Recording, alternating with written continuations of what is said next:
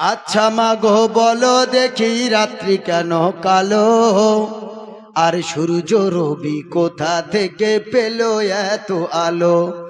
আচ্ছা মাগো বলো দেখি রাত্রি কেন কালো, সূর্য রবি কোথা থেকে পেল এত আলো। ফুলগুলি সব নানা রঙের কেমন করে হয়, পাতাগুলি সবুজ কেন ফুলের মতো নয়। দুধ কেন মা এমন সাদা, মরিচ কেন ঝাল, আর আমগুলি সব পাকলে পরে হয় কেন মালাল। চিনি এত মিষ্টি কেন, তেঁতুলি এত টক, আর কালো এত কোকিল কেন, ফর্সা কেন বক। সুবহানাল্লাহ পড়ে।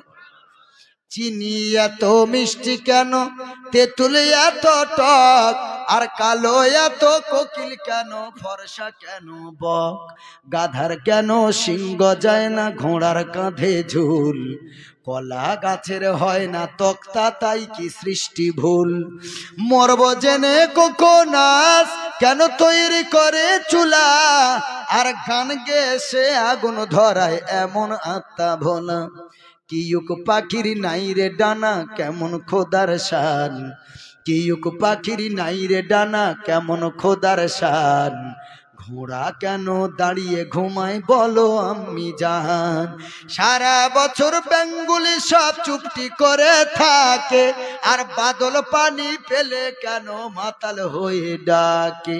পশু কেন কয় না কথা, মানুষ কেন কয়, বললাম আগো এসব এমন কেমন করে হয়। নারীর কেন গোপ গজায় না, মুখে হয় না দাড়ি। সুবহানাল্লাহ, নারায়ে তাকবীর, নারায়ে তাকবীর। আর একটু আস্তে বলেন, নারায়ে তাকবীর। নারীর কেন গোপ গজায় না, মুখে হয় না দাড়ি, আর গলার সুরে মধু ভরা, বুকে দুধের হাঁড়ি। সকালবেলা ঘাসের ডগায় শিশির কেন ঝরে, সকালবেলা ঘাসের ডগায় শিশির কেন ঝরে, আর জল বিচুটি লাগলে কেন গা কুটকুট করে।